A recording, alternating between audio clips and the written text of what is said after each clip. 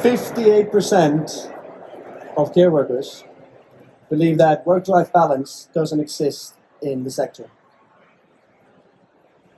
Furthermore, 1 in 10 in the sector could see themselves leaving the sector altogether in the next 12 months. Daunting as these statistics may be, I believe they accurately reflect the current situation in the sector. But I also believe that with a targeted approach, care organizations can turn the trend around. In fact, that's why I founded Sona. Sona is a software company, award-winning software company, building workforce management software for the future of the care industry. We're backed by Google's Radiant Ventures, and we're very excited about the future of care and the future of the care workforce in particular. Now, today though, I am going to give some actionable advice that you can implement in your organization to inject more flexibility and to reap the benefits of more flexibility and work-life balance that your employees could enjoy.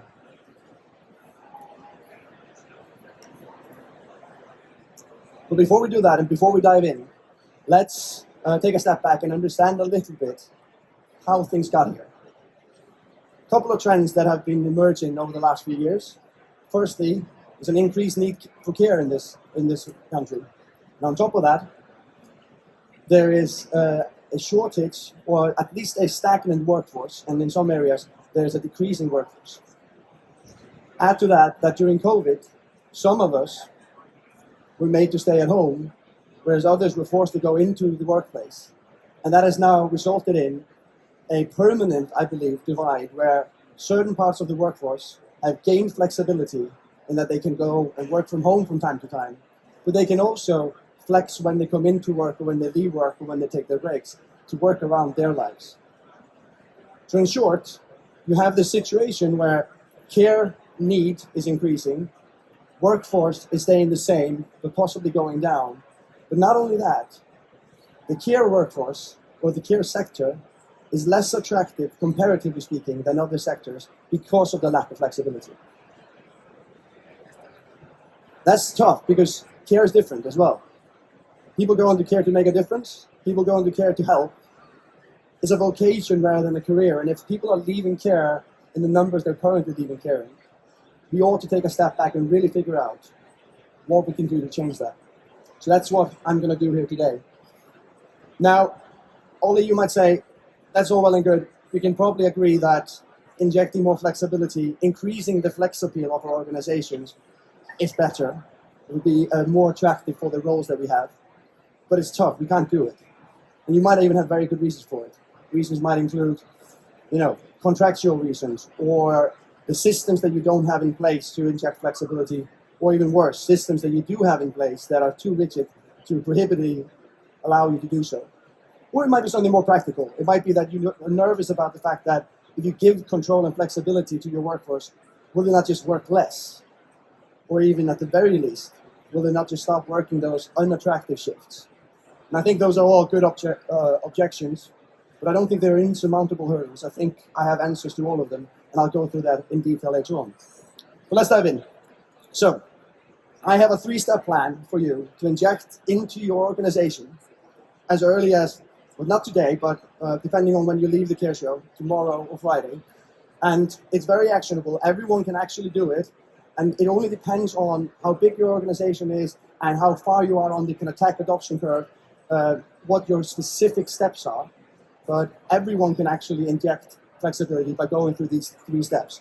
And so without further ado, number 1, you have to give up control. Now, what does that actually mean? Giving up control does not mean allowing your workers to work whenever they want. That wouldn't be practical. But the fact is that the current setup is such that workforce in care doesn't have the flexibility that they need because they don't have the control over when they work to the degree they should. So they can't go to the dentist or to a school recital or to the gym or study. It's difficult and it makes the sector unattractive. And the only way, and this is the hardest step, I promise you, is to give up control. Now, I'm not saying you have to give up total control. I'm saying maybe give up 30% of the hours worked every week or every month. Allow your staff to choose when they work those hours from a buffet of hours, or even better, allow them to choose altogether whether they work that shift or those hours at all. So that's number one, give up control. Second one, visibility. Now visibility is absolutely key, and what I mean by that, it can be as simple as a piece of paper in the staff room that shows all of the shifts that are available for people to grab and work. Ideally though, that list of shifts sits somewhere else, ideally online, so people can browse those list of shifts from the comfort of their couch, watching Netflix, and see what shifts are available. The visibility is so key because without it, people will just work less. But if they see the shifts that are available, they are more likely to go and grab those shifts when the opportunity arises. And then finally, make it easy. Now, this is not an optional step. It is probably the step that you go through the giving up control, which is the hardest one. You then go and you make these things visible. But making it easy is probably the step that most get overlooked. And what I mean by making it easy is that the current setup in most care organizations around the country is there might be a list somewhere in the staff room or online in a Google Sheet or something along those lines, or in a WhatsApp group. And then somebody needs to work that shift. And what happens? People are asked to book themselves in or apply for that shift or register their interest. And then, at some point later, they might be booked into that shift. And that step from registering that interest and getting booked in is such that people often end up not doing it because, it's a frustrating step. But also, more often than not, the list of shifts isn't even that up to date. So you end up applying for a shift and you get a late no that the shift is no longer available or has been filled by someone else. Or you may get a yes, but then your plans may have changed. So in that moment, you were absolutely ready to work that shift, but then moments later, or days or hours later, you're definitely not. And so visibility and making it easy are absolutely key to this 3-point plan. Now, I haven't touched on any of the objections that I talked about earlier. I've just talked about very abstractly how to do this, and I've done that on purpose. But if we go into specifics, the first one I think is around systems either that are in place but are too rigid or systems that are not in place. And here I think there's no bones about it. You have to give someone the responsibility in your organization to take control of injecting flexibility, to execute this plan, not just one-off, but on a day-to-day basis throughout. I would go as far to say that you should actually give that responsibility to someone and have that as a sole responsibility of that individual. I would create a role of a flexibility manager. And I swear to God, you will not be able to find that role anywhere if you Google it, because that role doesn't exist. But it ought to. And why should it exist? The reason is, first and foremost, that you are actually right now probably doing some parts of this system in your organization. But it's falling flat because the list is poorly maintained, or it's too difficult to apply for those shifts, or I can only do so for a handful of my hours, but not always. And so giving someone the responsibility of making your organization more flexible is a huge deal. And so I'd say you will probably, the money you spend on that role, you will probably reap in benefits by not spending money on the administrative burden of constantly going back and forth with people, booking them into shifts, or constantly rehiring people that have churned because your workplace was too inflexible, or, which is more often the case, the agency spend that we see a lot in care, whereby you end up spending a ton of money on agency because you didn't fill that shift in the first place. And I think that role of a flexibility manager will pay for itself in Germany. Now, the other pushback that we talked about earlier was, will people not just work less? And I'd say this is the easiest one. That is categorically not the case. Just briefly, this is Casey. So Casey works for Advinia Care, one of our customers. And she's not unique well, she's very unique, but she's not unique in the way she actually works. Casey's actually studying at the moment, and she works around her studies. She makes sure that her job works around her studies, and her studies work around her job. And what actually ends up happening is that because the shifts that she can pick up are visible to her and easy to pick up for her, she picks up more than she used to do before. And we see this time and time again. This is counterintuitive, but this is so true.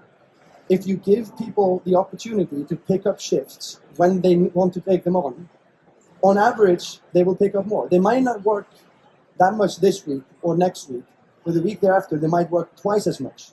And that, over the course of the entire workforce in your establishment or in the organization, actually ends up being working more. In fact, one of our clients had 8,000 hours on a weekly basis spent on agency. And that was reduced to under 3,000 hours, literally by just applying those 3 principles that I mentioned earlier. And if you don't think that's real money, it's unreal. And they didn't even have a flexibility manager. They ought to, but they gave someone that responsibility. I think that's fantastic. Final pushback that I mentioned earlier was around working these unattractive shifts, that people would not want to come in during the night shifts or during the weekend or something along those lines. We get that pushback a lot. And I would first of all question a little bit like what unattractive shifts actually, unattractive hours actually mean. I think we often, and I think this is probably true, like as a society, we often think of those as being the weekends or the kind of family times or even like the nighttime. But we have and I promise next time I'll do a version of this presentation, I'll have a picture of Ian. But we have a person called Ian that requested to go on the night shift. And why did Ian do that? Well, he was more effective, I guess, on the night shift, but also he kite surfs, and it's a passion or a hobby that is difficult enough to do during the day in the best of conditions. You have to do it during the day because you can't do it during the night. And so Ian kite surfs, and Ian works nights so he can accommodate that hobby. And so I think by just kind of being slightly more open to what we actually think are unattractive shifts, we'll see that maybe there aren't that many that would fall into that category.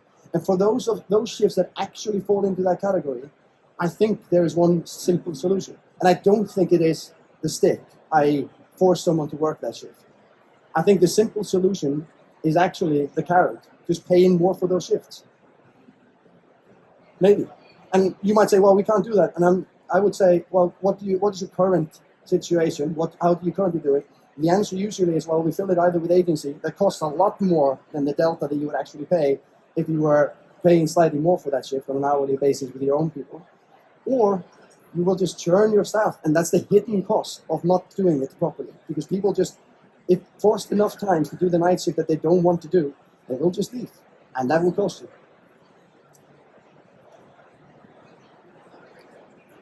you. Right, so we talked about the 3-step plan, we talked about some of the blockers. I've specifically made this talk to be actionable and like less about like implementing certain tech solutions and stuff like that. That being said, I would be remiss if I didn't talk a little bit about Sona in this context, because Sona does some of these things quite well. And so briefly, for managers, so Sona is an end-to-end workforce management system. It is what you would consider to be smart scheduling. It is your HR system. It has well-being and retention modules, and it has all kinds of messaging and communication, everything that the workforce really needs to thrive in your organization.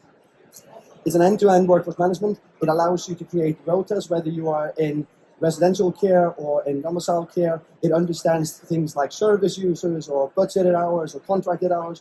It does a bunch of smart things, but fundamentally, it takes the guesswork and the admin time out of building shifts and rotas for your workforce. It also does self-scheduling. And what is self-scheduling? Well, that is exactly what I was talking about earlier.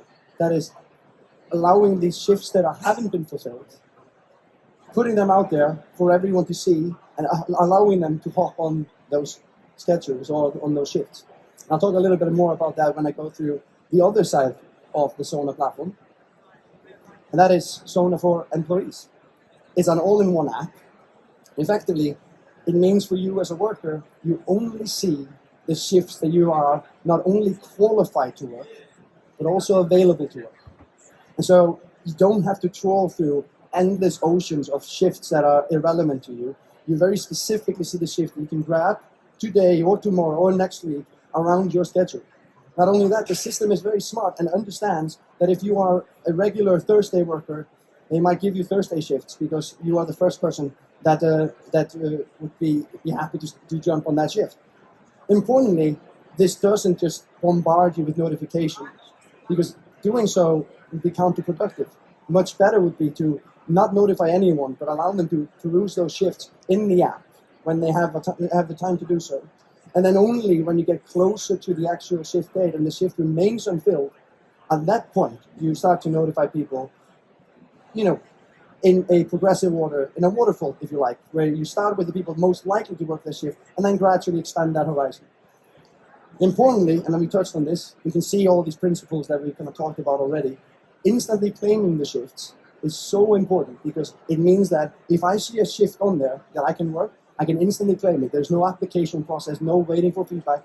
I grab that shift is mine.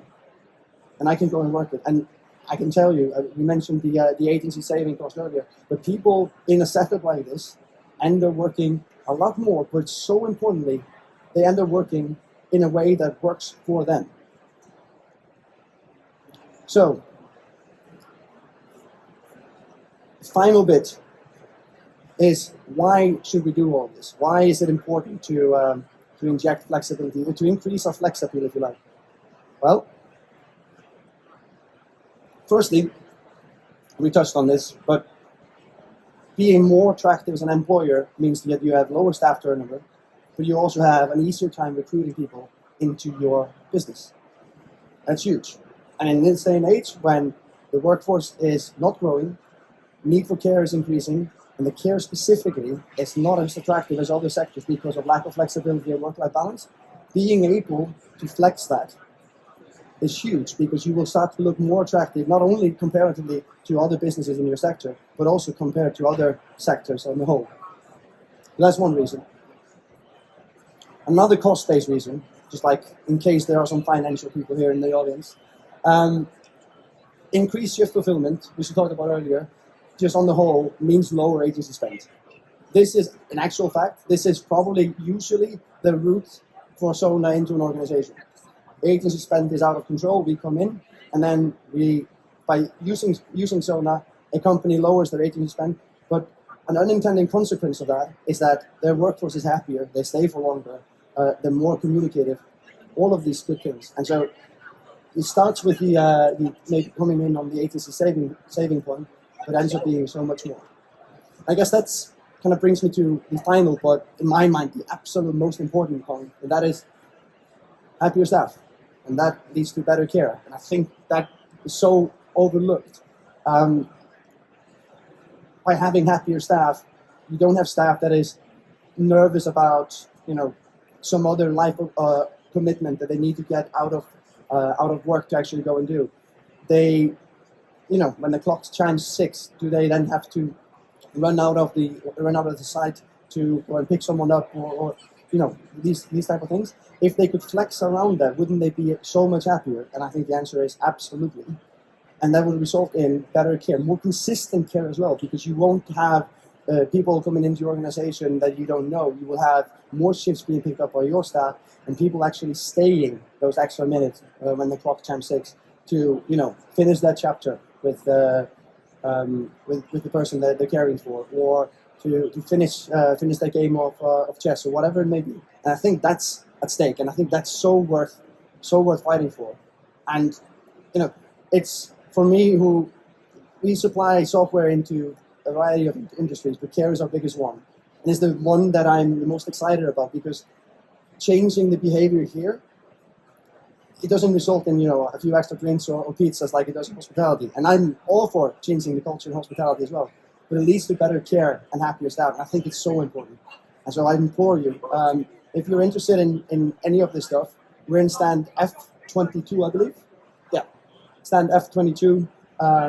We have at the stand a demo of our platform, but also we have the report that we did, Flex Appeal, which talks on some of the stuff that I spoke about today, but also more importantly, it goes much more into the details, the nitty-gritty of how staff are actually feeling, what would make their lives different, what are some of the other practical things you could do beyond just flexing the schedules to make your business and your organization more flexible and more attractive. We also have another one called the Great Resignation, which touches on why people are leaving care. It's along the same themes, but by all means, if you're interested in any of this stuff, come find us in Stand F22. I would love to have a conversation with you. Thank you. Any questions, by the way?